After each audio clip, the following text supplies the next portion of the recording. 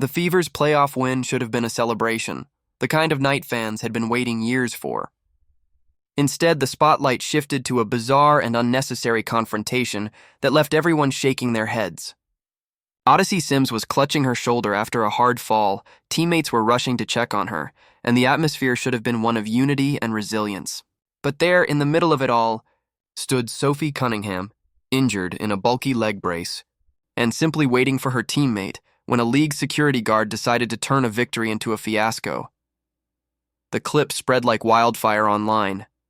Sophie wasn't charging the court, she wasn't causing a disruption, she wasn't even moving quickly enough to be mistaken for someone trying to stir trouble.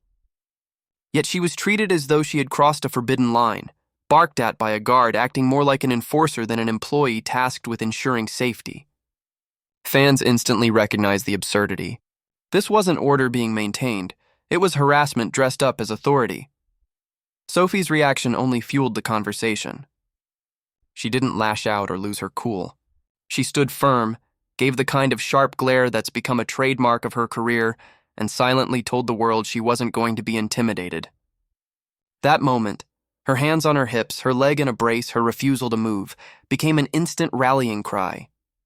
Fans flooded social media with outrage, hashtags like #ToshFreeSophie and WNBA exposed trending within hours. The conversation wasn't about Lexi Hull's game-winning steal or Aaliyah Boston's dominance inside. It was about Sophie Cunningham versus league security, and the optics couldn't have been worse. For years, Sophie has been cast as the league's villain. Outspoken, unfiltered, and unapologetically herself, she's the kind of player who refuses to bow to narratives curated by the league office. That authenticity has earned her a massive fan base and made her one of the most talked-about figures in women's basketball. But instead of embracing her as a star who drives clicks, views, and engagement, the WNBA has leaned into portraying her as a problem. Rival players are praised for passion and swagger when they bark at refs or stand up for teammates.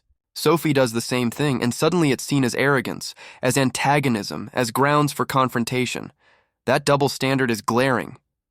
When Dejani Carrington had an incident with referees, the league rushed to defend her, and former stars like Cheryl Swoops demanded accountability from officials. But when Sophie faced down a security guard for daring to wait at half-court for a teammate, silence. No defense. No acknowledgement. Just another viral clip of Sophie being treated like an outsider in her own league. The hypocrisy stretches further. Caitlin Clark, the most marketable star in women's basketball history, has been hacked, shoved, and targeted since her rookie season, often without calls from officials. Fans have grown used to the sight of her taking hard hits while referees shrug. The pattern is clear. The WNBA struggles with players who don't fit the neat image they want to sell. Clark is too big a star to silence. Sophie is too bold to ignore.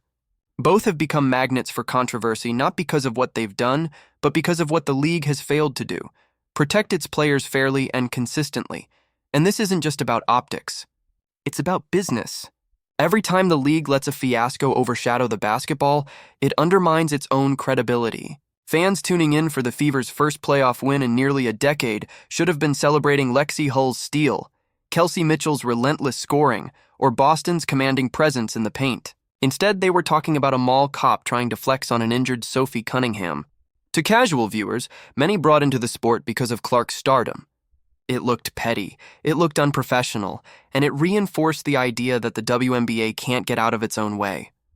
Sophie, to her credit, handled the fallout better than anyone else could have. She didn't rant, didn't rage, didn't add fuel to the fire. Instead, she brushed it off with humor, saying the league was mad the Fever had even won, because we weren't supposed to be here at all. She joked about sweating through her clothes just from nerves, letting her fans know that she was focused on what mattered, the game, the win, the team. That subtle jab, wrapped in self-deprecating humor, reminded everyone why her fan base rides so hard for her. She won't let the league define her no matter how hard they try, but fans aren't laughing. They're frustrated. They see the selective outrage, the selective enforcement, and they've had enough. Comment sections were filled with blistering criticism of Commissioner Kathy Engelbert, with some calling for her resignation, accusing her of turning the WNBA into a circus act instead of a professional sports league. Every viral clip like this chips away at trust, at loyalty, and at the patience of fans who want the league to succeed but are tired of watching it sabotage itself. The irony is that Sophie's popularity only grows every time she's treated this way. Clips of her stare-down at midcourt racked up more views than the Fever's highlights. Her defiance, her refusal to back down, has turned her into a symbol for fans who feel the league is hostile toward outspoken stars. She is, in effect, becoming the underdog hero, even as the league seems determined to paint her as the villain. What should have been remembered as the Fever's breakthrough playoff win now doubles as another example of the WNBA's inability to protect and promote the very personalities who could take it mainstream. The game was great. The basketball was thrilling. But the narrative is all about a rent-a-cop harassing Sophie Cunningham, and that's a self-inflicted wound the league didn't need. The Fever are marching into the semifinals against the defending champion Las Vegas Aces, an underdog story that should be front-page news. But thanks to this mess, fans are questioning whether the league even wants its most compelling stories to shine. Every time it sidelines or mistreats players like Sophie and Clark, the WNBA isn't just failing them, it's failing itself. So the question lingers. Was this just a clueless guard overstepping? Or is it part of a bigger, more troubling pattern?